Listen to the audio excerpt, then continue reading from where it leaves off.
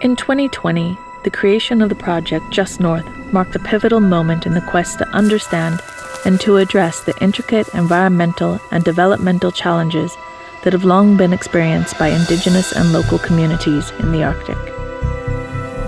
Is this the end for our culture?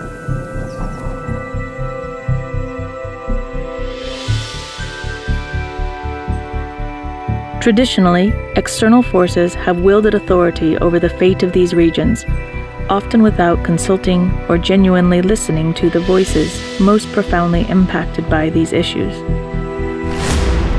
Challenges which reverberate across the globe.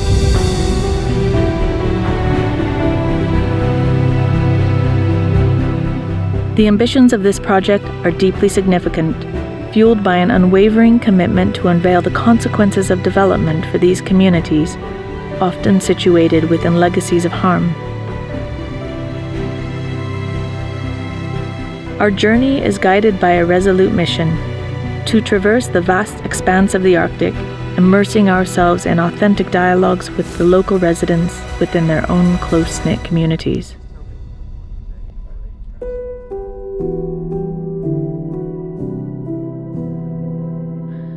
Our goal, to unearth the systemic deficiencies that have left these regions struggling and how Just North can influence decision makers to consider the perspectives of Arctic citizens as they pursue the needs of Europe in the green transition.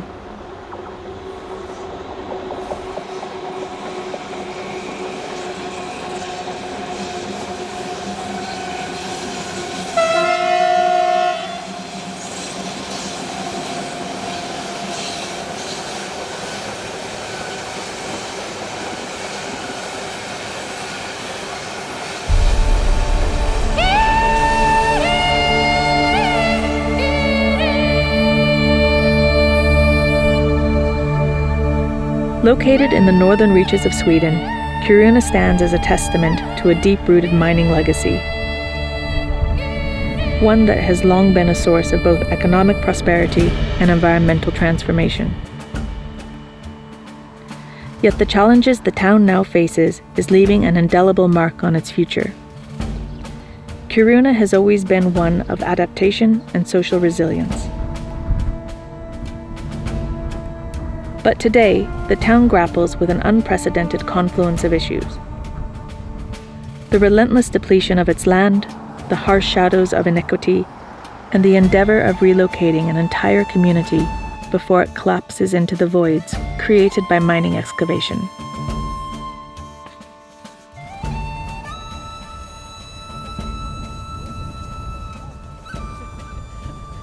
If you're not into working in the mine here, or tourism, then there is not so many options for you. Well, the mine is nothing without Kiruna, and Kiruna is nothing without the mine, you know. That's the whole reason that Kiruna is here, because it's a founded city. The city was founded about 120 years ago, and that's also when, because we started to, take the iron ore from the mountain. So it's really, we go hand in hand with the city and with the mine. I'm removing some parts of the panel here so that they can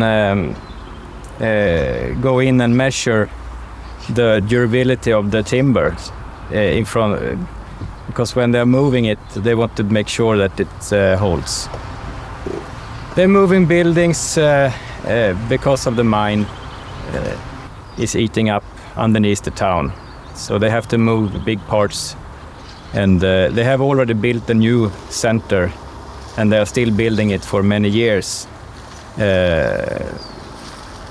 And the church here, they will move in a couple of years.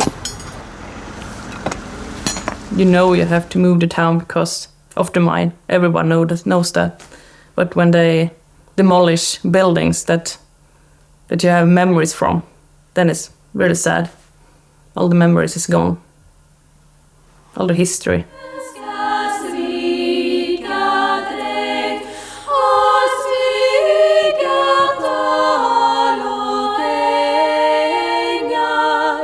Nu smyger vi people live in Kiruna, the church, Kiruna Church, is like an icon for them. It's important that the church stands here. Due to the mine activities, the ground here will crack, so we have to move the church. But things always have been changing here in Kiruna from when the mine started and when we built the town. I think it's a little bit sad, of course, because the old Kiruna that you know will disappear, and it's a little bit like the new Kiruna is for the new kids and people that comes here, because it's not the same, of course. You know, that it's my home in the old city. That's where I grew up. I grew up in the old city center. So of course it's sad that, you know, it's not going to be there anymore. There's nowhere to take my future children maybe, and yeah, I grew up here and here I go to school because everything is going to disappear. But I also understand it, because if we would instead close the mine, there would be nothing left here. They are really trying to make everything sustainable. Like, they are trying to find sustainable ways to you know, get this iron ore, for sure without fossil fuels and stuff like that. But how sustainable is it that you are taking from nature, you know? How sustainable can it be? But they are trying to make like more sustainable choices in the process of taking the iron ore. Since they are demolishing a lot of the old houses and not building the new ones as fast, people have nowhere to go.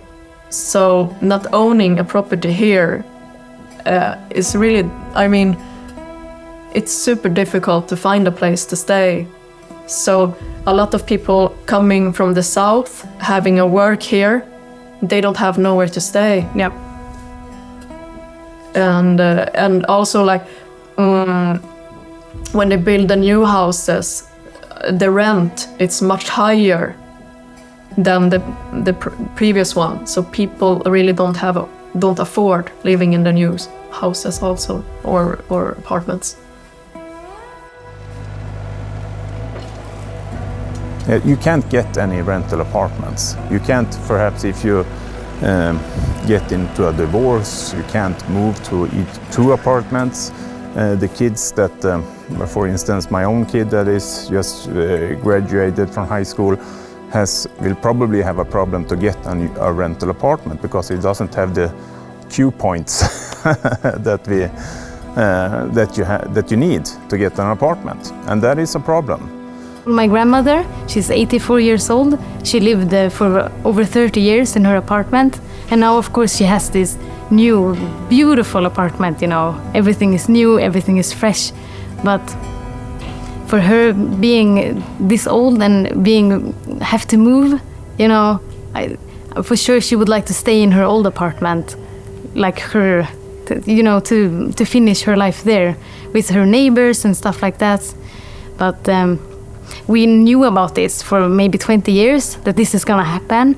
So of course you are prepared for it as well. So it's not like we are being kicked out, but I know that she would like to stay in the old city center, where she knows everything, and everything she finds through the stores and stuff like that. Because of course with her age being so high, soon her memory is not gonna be so good. So I just hope she's gonna be okay now in her new apartment. We have to take care of the possibilities that the city transformation gives us, and that is also the hardest thing to make a reality. As you look around us, in the new city center, all I see for now is all the debris and the construction areas.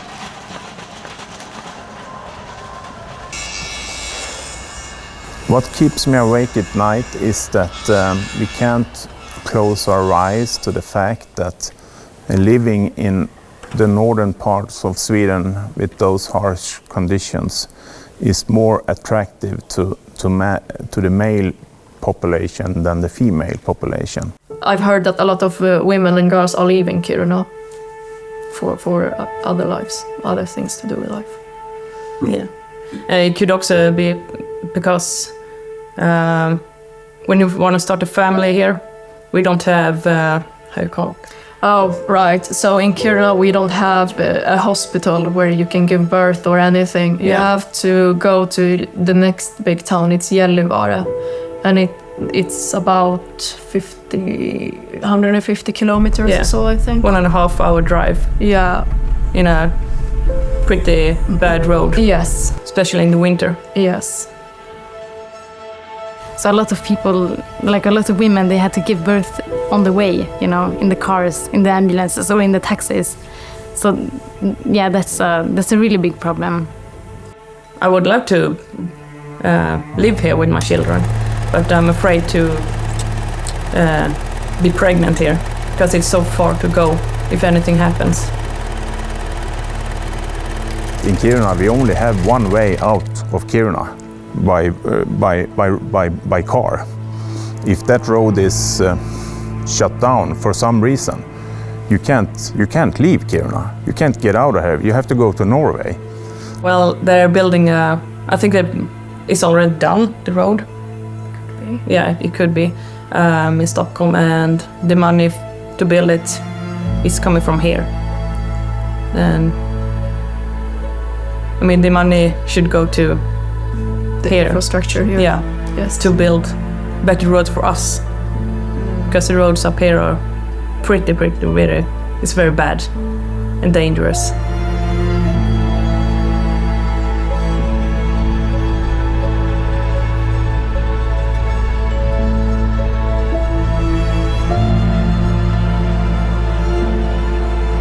One thing that makes it complicated here in Kiruna with like evolving the town and so is also that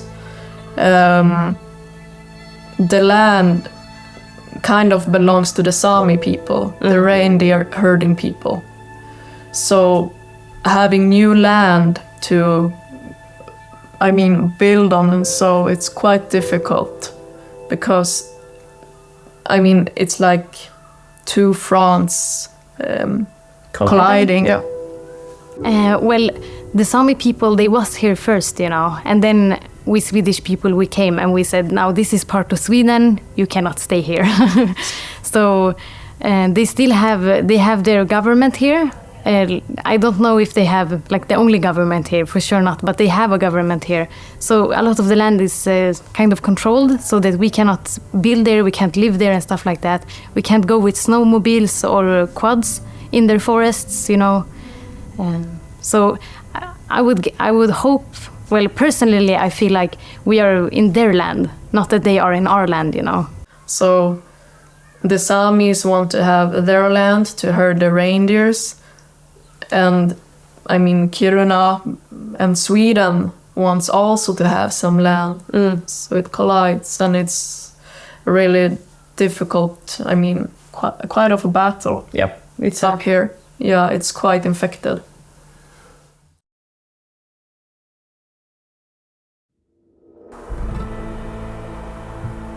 On our journey through the picturesque landscapes of Finland, we engaged in heartfelt conversations with traditional Finns and indigenous Sami people. Our mission? To unearth the profound impact of clean energy and mining on their ancestral lands, and in particular their cultural traditions of reindeer herding, a timeless livelihood. In the tranquil reaches of northern Finland, where the Sami people have called this part of Sapmi home for centuries, there is a quiet struggle. Not only do colossal wind farms loom over the horizon, but the encroachment of mining operations into reindeer pastures casts a shadow on their existence.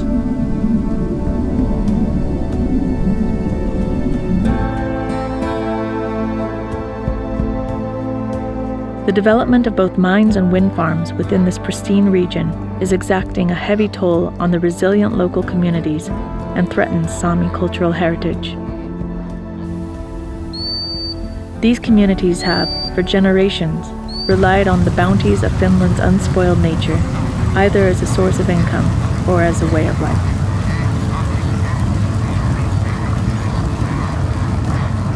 in the northeast area of the Finnish Lapland, very remote area. It is very, very large area. It's an open mine, and the biggest problem it caused to the reindeer herding. Those people who are herd reindeer in that area.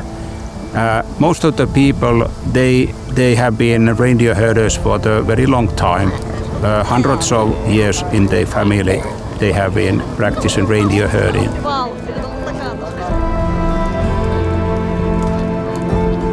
We are now here in Tulppio, and we go this way.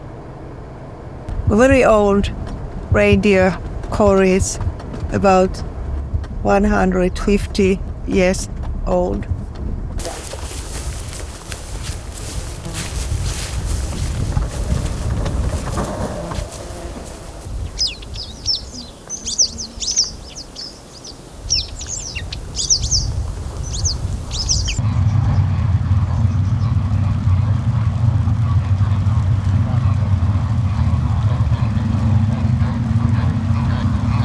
So we are now here in Kuusamo, and our reindeer herder commune name is Oivanki. Our commune is 52 reindeer owners, and each area of them has their own earmark.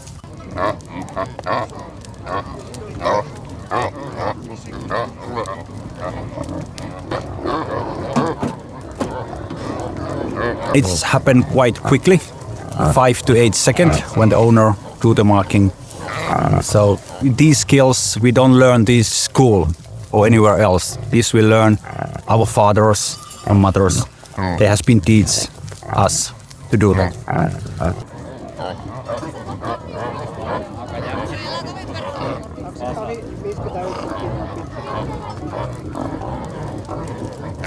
Yeah, and my main mark is like this. The other ear has been cutting like this, couple small holes like this, and right here, big hole up. So that's the ear mark.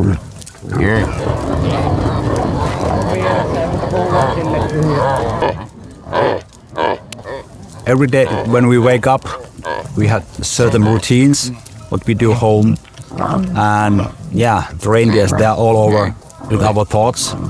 And like Jarmo has here the wife and the kids now, so the whole family is here. Grandparents, it's coming. I think both of us truly love this. It's truly come from the heart. And if all the reindeers disappear, like ripping off, it's really not good. And well, these days we have to keep our position and make sure that we don't lose the reindeers. We need to fight that for the pure nature. That's the important for the reindeers. Reindeers eat more than 350 different kind of hay, grass, mushrooms, all the healthy food, and that's important. We need to keep the nature and the balance of the nature on the right way. Then the reindeers are happy, and when the reindeers are happy, we both are happy.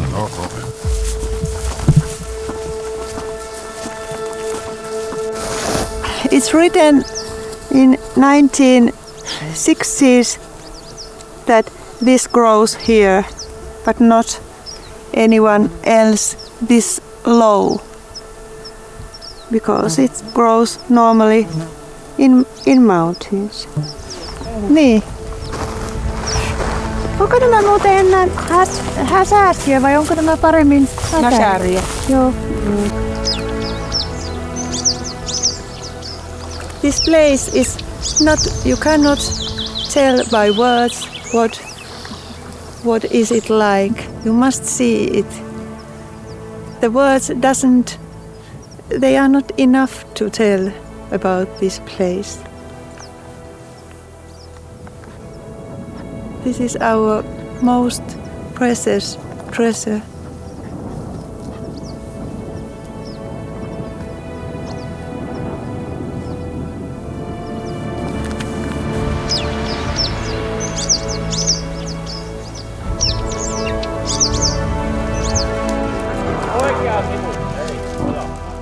The reindeer herders area has a lot of things going on at the moment. Different companies want to use the lands, take the monies, rip the land and take the monies off. And well, the problem is people's going blind when they're thinking about money and what money they could get. So that's the big problem, because when we try to keep our fences and tell the people why it's important, keep the nature pure, the money speak.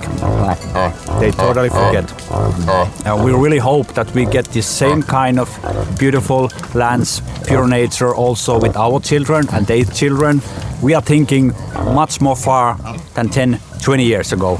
We are thinking again hundreds of years on future, like it has been hundreds of years before us.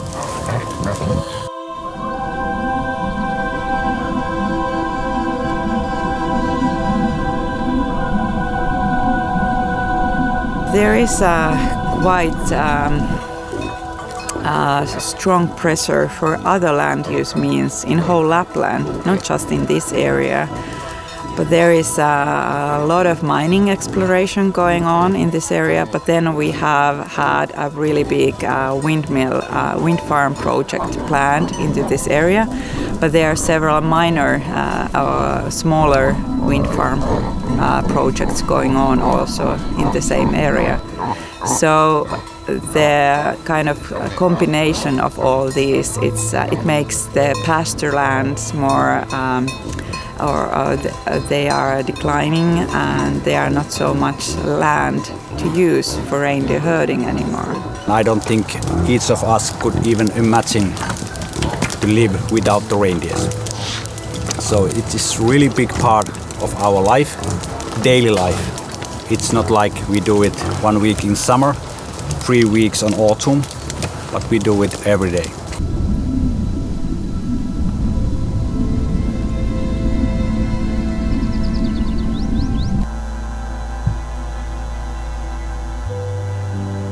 We need more energy, and we want that like clean energy.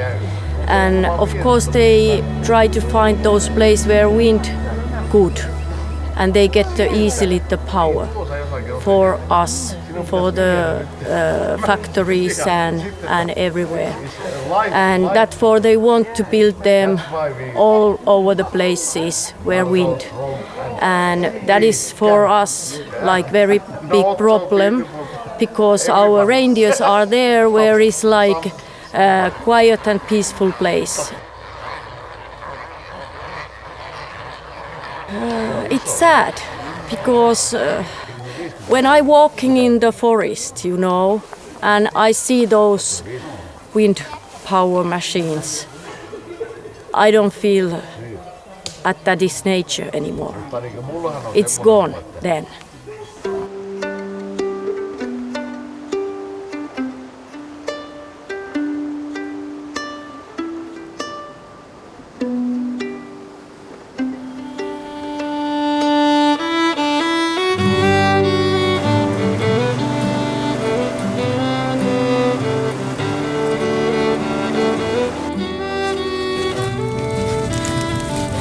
This method of fishing here in Kukkulankoski has been several hundreds of years, maybe 500-600 years. When the people came here, and they have to survive, suppose hunting and fishing. They found a method how to take a fish easiest from the river and in the raft.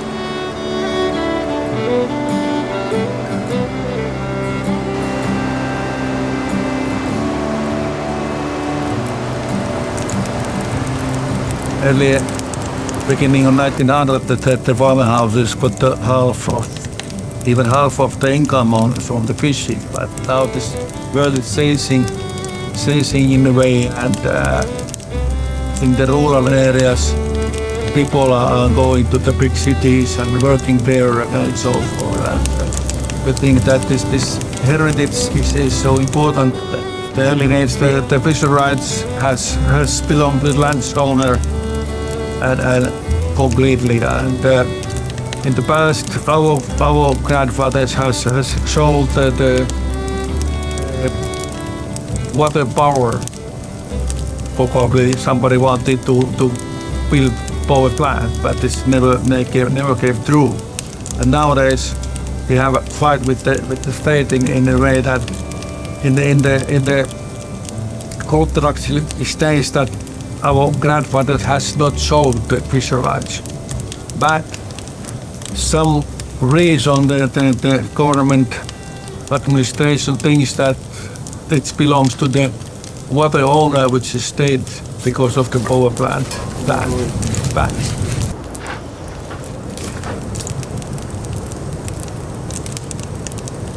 It's like that somebody goes to your bank account, takes your money and say that's belongs to me.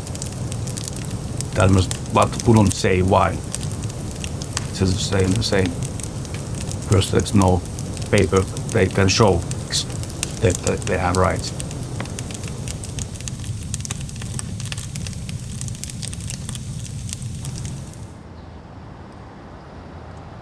The biggest owner and profit taker of hydropower is actually city of Helsinki.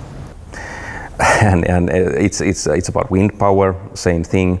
Every revenue from a wind power plant that it's established in the state-owned land, the revenue goes actually to the city of Vantaa, where is the headquarters of the state-owned forest company. It's about hunting rights. All the permits that are sold to the southern people who come here hunting, they are sold by the state-owned company, and all those profits go to the Helsinki. So it's sort of a overlapping theme and idea that we've been utilized, and that makes also all those big investments, all those issues that are affecting to our nature very difficult.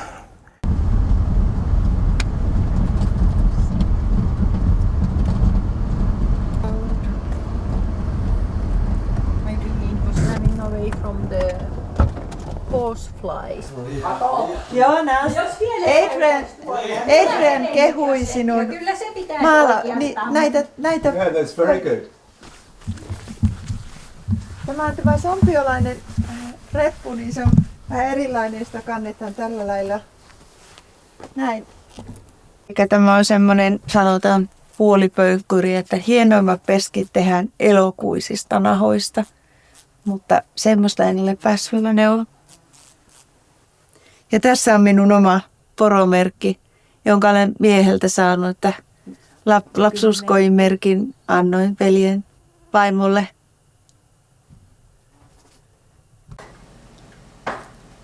Sandwood.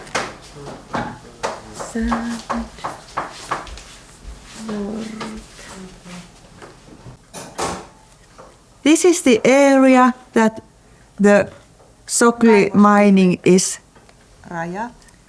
planned to be, and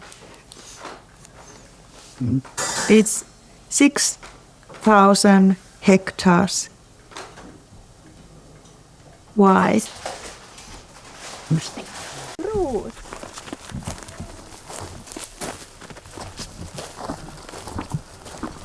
Aha, we can begin behind those trees.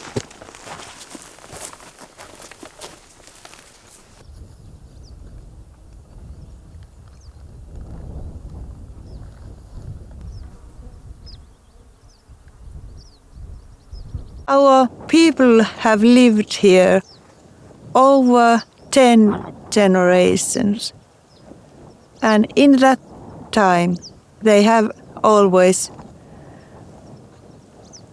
had good life. When you drove here to Tulppio, there was that huge mountain, that rocky mountain. It's called War Mountain. That's 7 15th century, the Russian came and they killed people here. The whole village was destroyed here. And then 2 men survived. And then they came hunger year 1697. This area, our people, they died. Only 2 people survived. There was no food in forest. It was a total game loss. And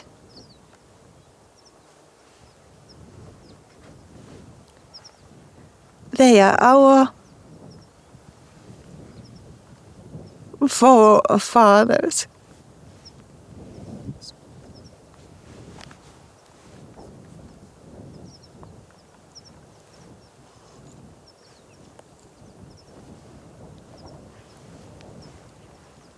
They were so tough, and that I always think that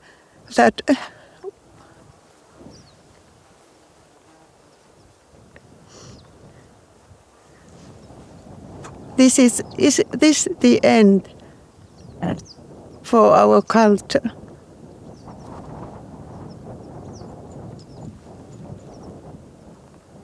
Are we the weakest link?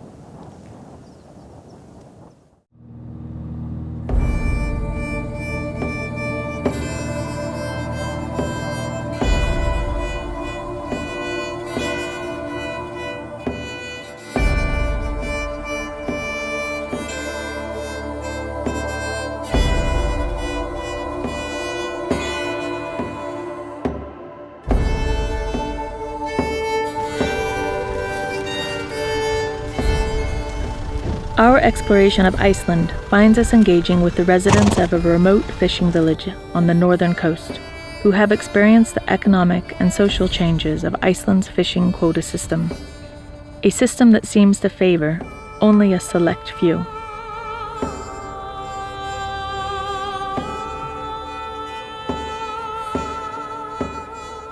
In the face of this inequality, several communities have sought innovative solutions, such as venturing into whale watching and exploration tours. However, as climate change threatens these endeavors, and as large-scale tourism brings environmental consequences, there are questions of the sustainability of this transformation.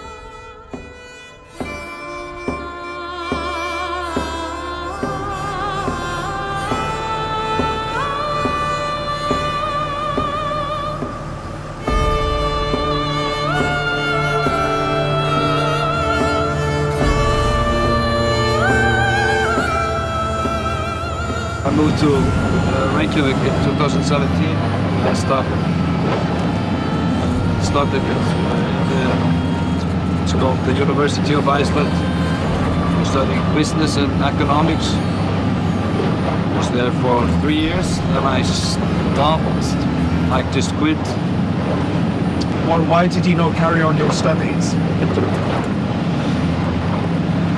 I don't know, I was broke, I think. So how much will that fish be worth to you?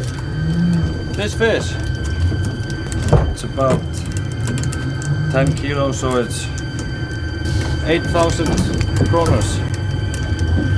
Well, the quota system was introduced in the late 70s, early 80s in some form. The plan was to create sustainability in the fishing areas around Iceland. We were trying to basically get the stock of cod, especially, which is our most prized asset in the water of Iceland, to grow and to fish it sustainably. So quotas were distributed. Each ship or could fish X amount of each species of fish each year, and they did not have to pay for the quotas they received. Small one. Who runs all the quota systems now then? I mean, how does that work? How do you get into that? How do you buy? Yeah. You have to have a lot of money. And there's not much of quota for sale, you know. You would have to buy basically companies to acquire the quotas. For me, I would never buy, you know, unless I would win a lottery or something and would like to invest in something. Maybe buy quotas, but it's really far-fetched to start fishing and buy quota. The government distributes the quotas, and that's it. Nobody else outside the system basically can go out to fish. So, I mean, how does that make you feel? It's shit. Pretty bad, to be honest. But that's life, man.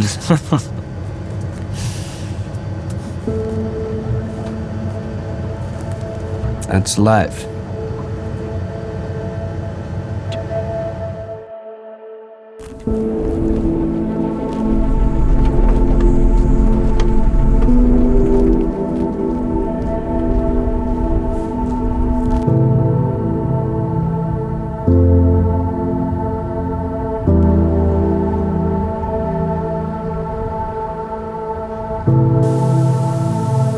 In 91, it was permitted by law to sell away this permission of fishing, which meant that people, small fishermen in need of money for Christmas or whatever, building their house, they sold it away, and it accumulated in very few hands.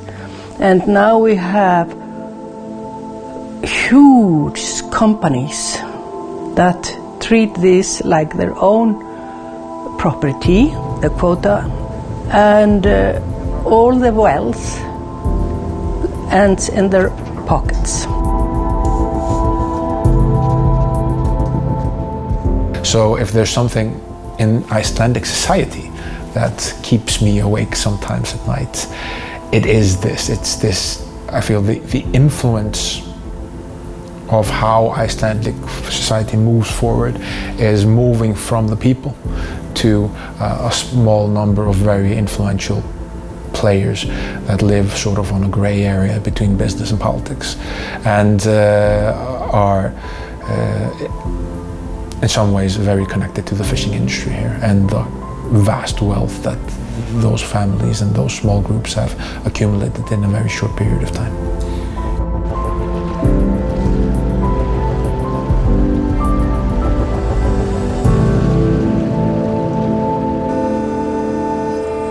We have closed off the fisheries except for big companies and the entitled few. We need to open up small-scale fishing so that we can develop an environmentally friendly, socially equitable fisheries which will benefit the small communities around the coast which are being killed, deprived by the present system because they have lost their fishing rights. You have communities like Raufarhöfn,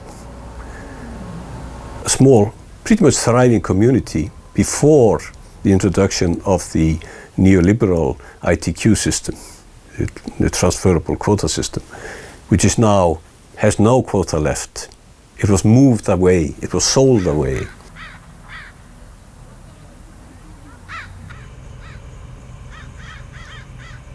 So we have 1% justice in the system.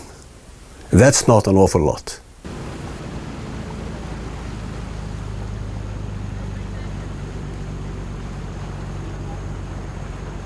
The main operation is here in our beautiful town of Húsavík and has always been. But North Sailing is an experienced company. I mean, it's whale watching is the main thing, but longer and shorter expeditions. It means that every summer the same pair, the same two puffins are nesting together, but they are most likely separated in the winter time.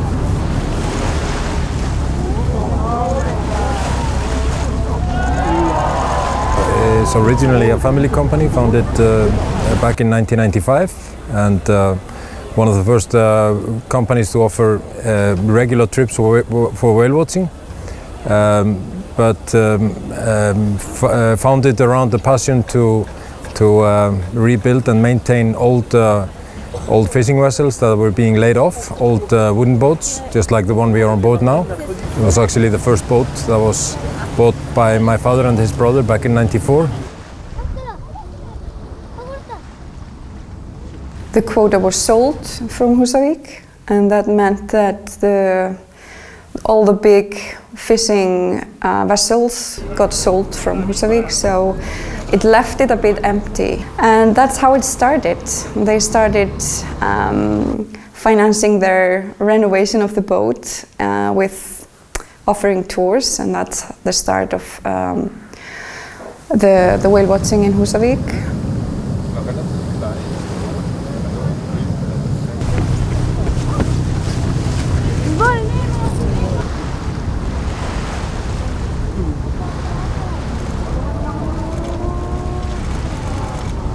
And then in 1997, a man from Hafnarfjörður in the south moved with his family to Húsavík and opened a small exhibition on whales.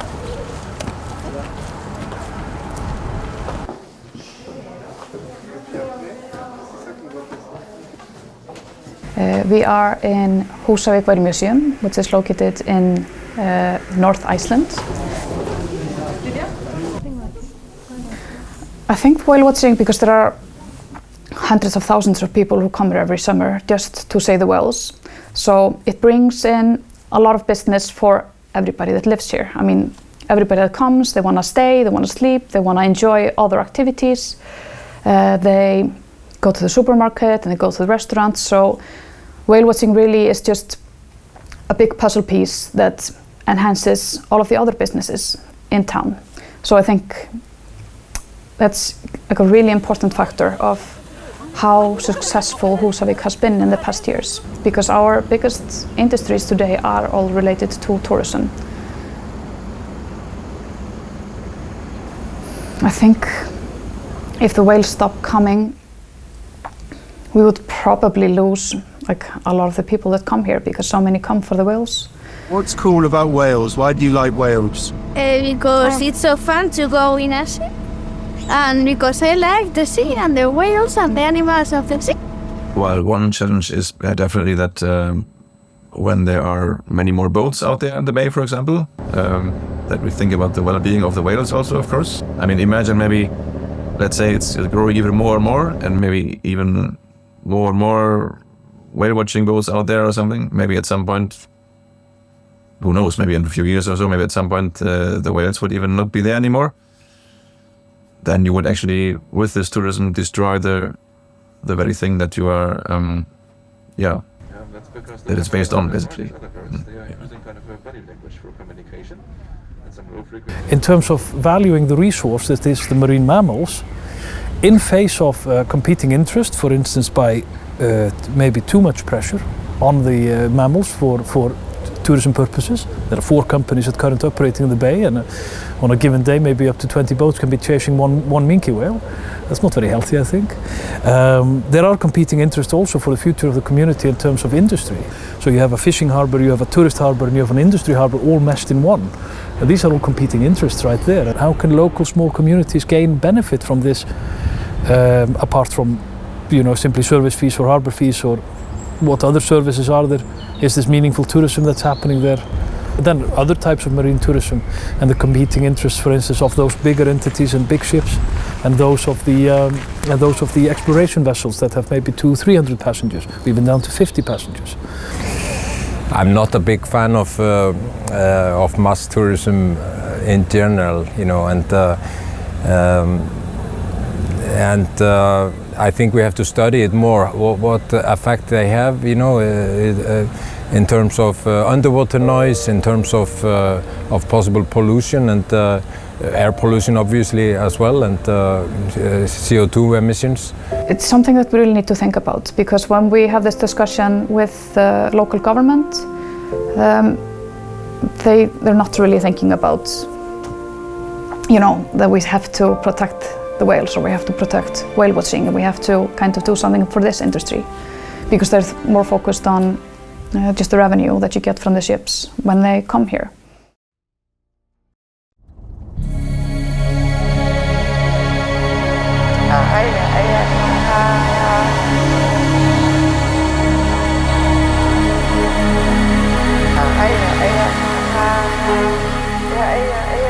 In a remote town on the shores of Baffin Island in the Canadian Arctic, a profound transformation is unfolding. This remote outpost faces a dire confluence of challenges: a rapidly increasing population with technology and Western development undermining Indigenous traditions. Meanwhile, steadily rising temperatures undermine infrastructure, which contributes to a scarcity of fresh drinking water. In this place of staggering natural beauty, the challenges of life in the Arctic are visible in the social fabric of these communities.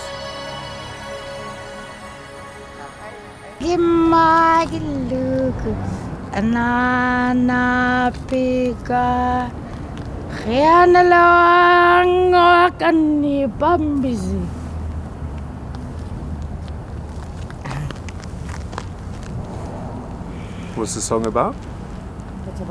My late mother. My late mother. And how it's so hard without her now.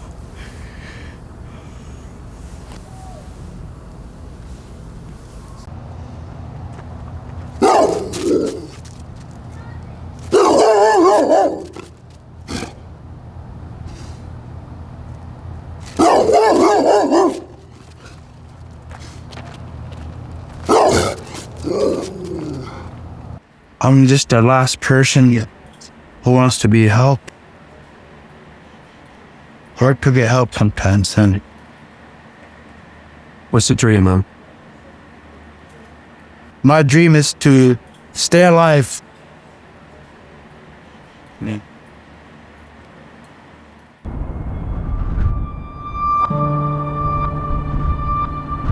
My son, he committed suicide. I'll never know why. It's something that very hard to accept, because he was alive yesterday and then next morning he was gone.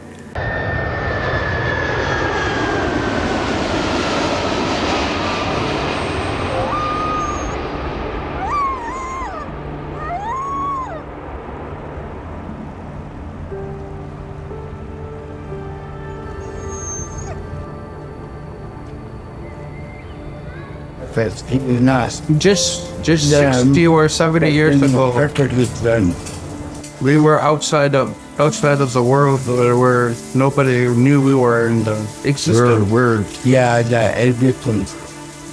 And we got brought in by the people, brought into the community.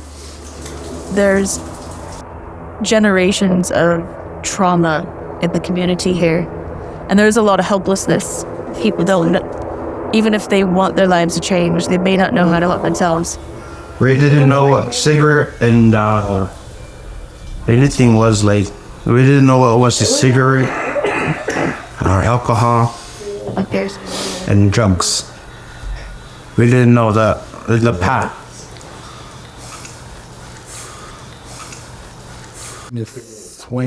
It's a harsh world, just when it's cold, it's cold. I've been through lots in my life. I was a hunter. I was a couch potato. Quite embarrassing. I'm a father. And more smart. I'm pretty young. I'm 34, but I've seen a lot of change in my life. We're not allowed to hunt caribou in Baffin Island anymore, and You gotta have a tag on it. yeah, you're lucky to get a tag for a caribou. In 1960s and 70s,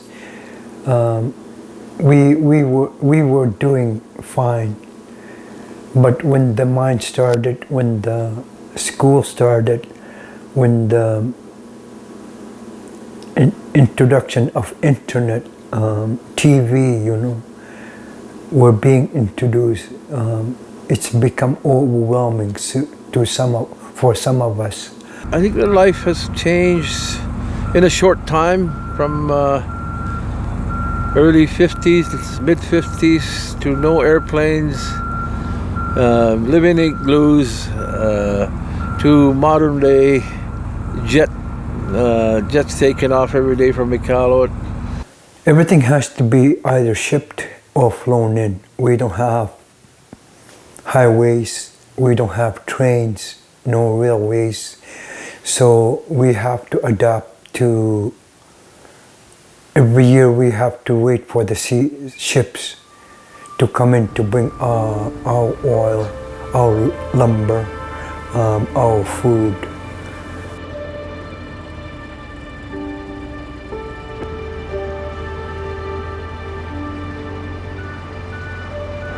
The majority of resources are not used and gathered and worked here. So these communities probably have reached peak unsustainability. If there was a major storm or a disaster where food and supplies couldn't be flown in, this community would really suffer. Really suffer.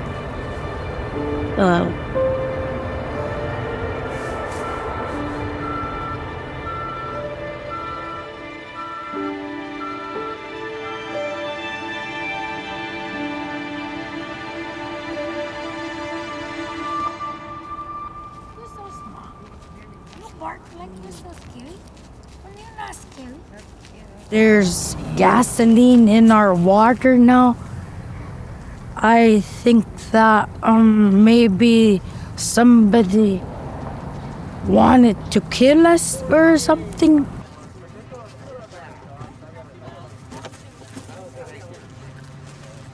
Why would our drinking water have gasoline in it?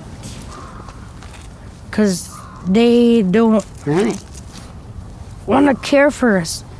Hydrocarbons definitely in one of our tanks, and how did that happen? That tank was built in 2004, so it should be in great shape right now. As all of our pipes and most of our pipes are buried under permafrost so that it doesn't move. The permafrost is melting and the ground is becoming unstable, and of course we're experiencing a high volume of pipe cracking and water loss through those cracks.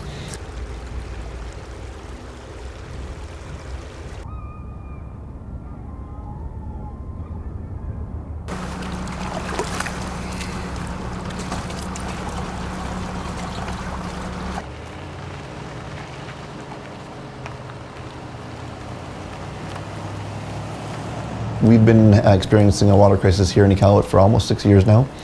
We're well into our five-year, almost 6 years. The problem is climate change. Back like 15 years ago, we would have like snow piles and everything. We wouldn't even able to cross the road. It was like 15 feet high. And now we got nothing anymore.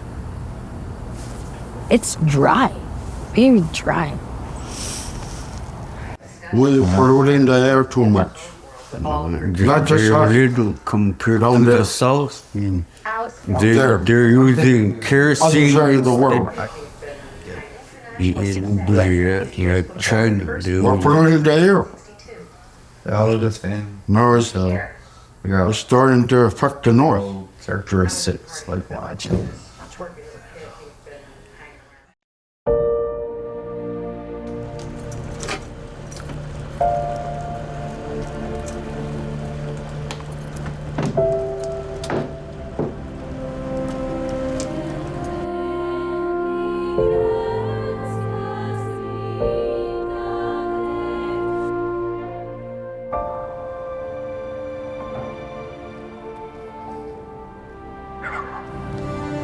How come they say climate change?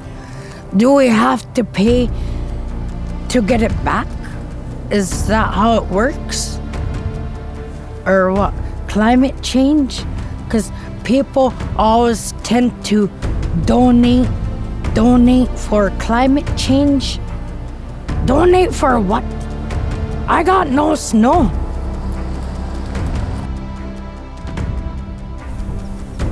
In reindeer herding, there is much more than money that counts, because it's the whole life.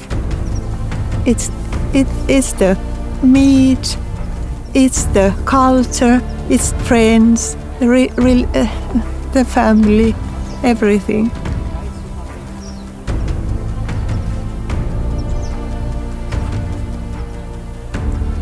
If our livelihood is taken away from us, you've taken the life out of us.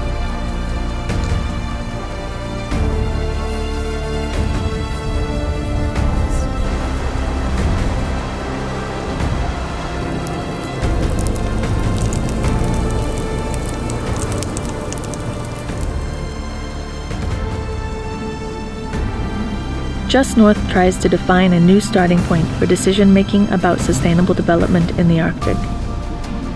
Through this process, we have seen the need to change the balance between external decision-making and the effect it has on peoples of the Arctic. In this journey, we have learned that it is critical to engage with the communities that development affects, so their voices about the impacts of this development can be heard and considered. The stories and lives shown here are only a small sample of the stories that need to be told. There are many voices beyond the screen who witness to the need for sweeping transformation, with decision-making that takes into account Indigenous rights, environmental harm, and future generations. If we want sustainable development in the Arctic, it must be a just development. Sustainable development without justice is not sustainable. It's only development.